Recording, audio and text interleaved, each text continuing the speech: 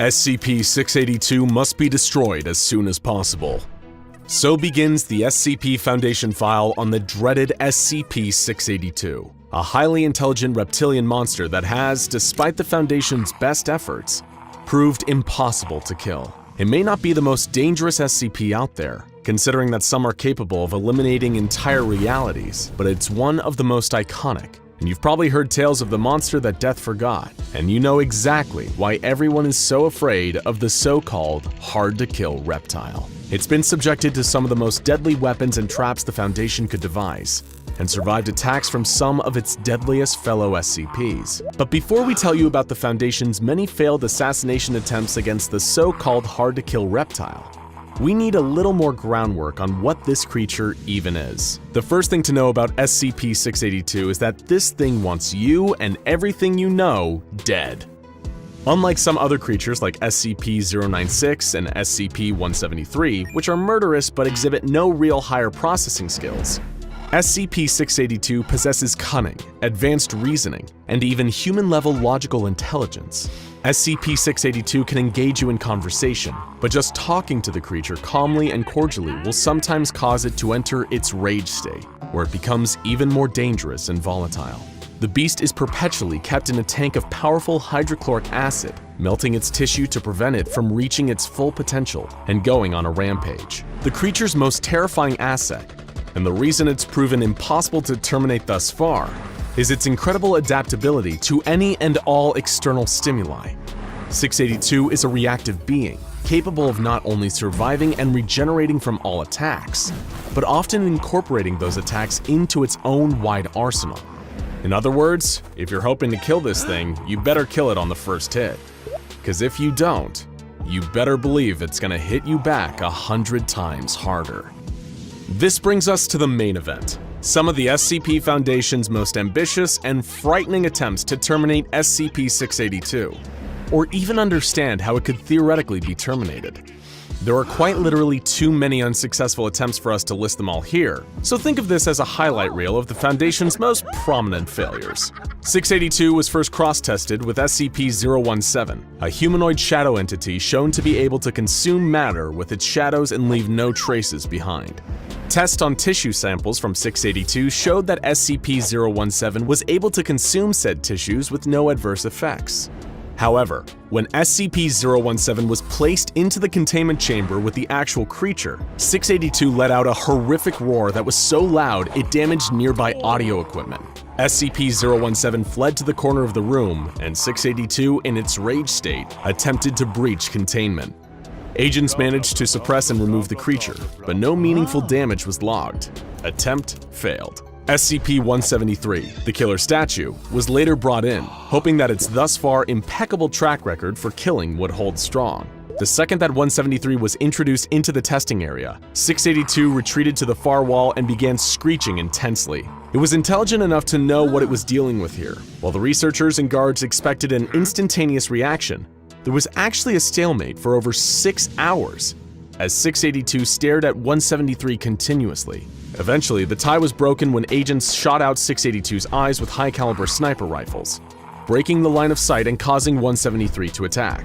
Though 682 sustained damage to several parts of its body, while its eyes regenerated, the creature was not killed. It then regenerated a number of eyes all over its body, covered in a clear armored carapace that made them resistant to bullets. The stalemate continued for an additional 12 hours as 682 maintained perpetual eye contact. 173 was eventually removed from the containment unit, and the mission was aborted.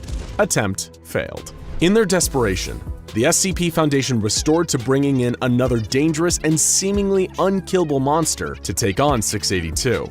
SCP-096, also known as the Shy Guy. As astute SCP fans will already know, this being kills anything that sees its face, with no known exceptions, and when it enters its attack mode, it's thought to be quite literally unstoppable.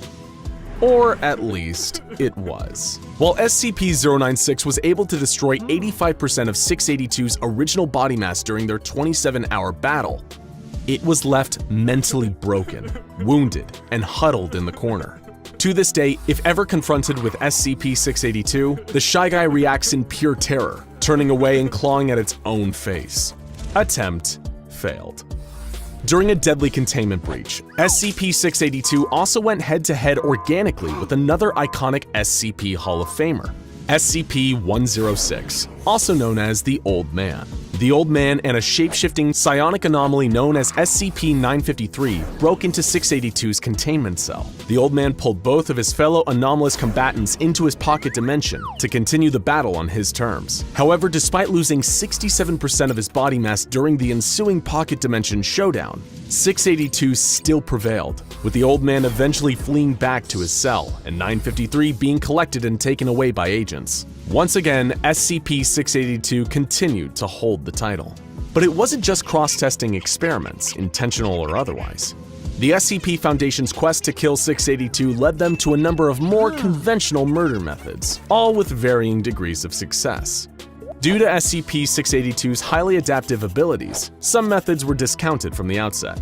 For example, launching a powerful thermonuclear missile at the creature was soundly rejected by O5 Command, on the premise that if the creature wasn't destroyed and evolved to the point where it could shrug off nukes, humanity would be pretty much done for. Other ideas were abandoned just for being too ridiculous, such as one researcher's suggestion to fly the creature through the air and drop it from a considerable height, hoping to kill it with a high-altitude impact. I'm not sure we even need to tell you why that's a terrible idea, but during the experiments on SCP-682, the studies range from honest to incompetent to straight-up evil.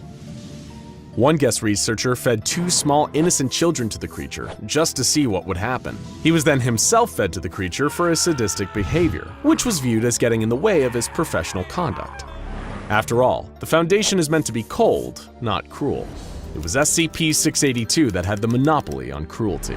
Memetic kill agents were a resounding failure. They attempted to dismember 682 with a powerful laser, only to have the creature develop reflective surfaces that displaced the beam and caused catastrophic damage to the area around it. They attempted to kill the creature by sucking all the air out of its containment facility and create a vacuum, but it expelled a dangerous gaseous compound that reacted violently and exploded when air was once again introduced into the room. The Foundation used high-precision blades to slice SCP-682 into approximately 12,000 pieces, then separated these pieces. Unsurprisingly, by this point, this attempt also failed. The 12,000 pieces reformed a short while later into the fully operational killing machine we all know and fear. In one particularly frightening display of intelligence and adaptability, the Foundation attempted to kill 682 with extreme heat, but it shielded itself by developing a second carapace composed of solid helium. When personnel entered the room following the failed attempt on the creature's life, it shattered its helium carapace into deadly shards that fired around the room and shredded all Foundation personnel in attendance. It had set a trap, and that trap had been wildly successful.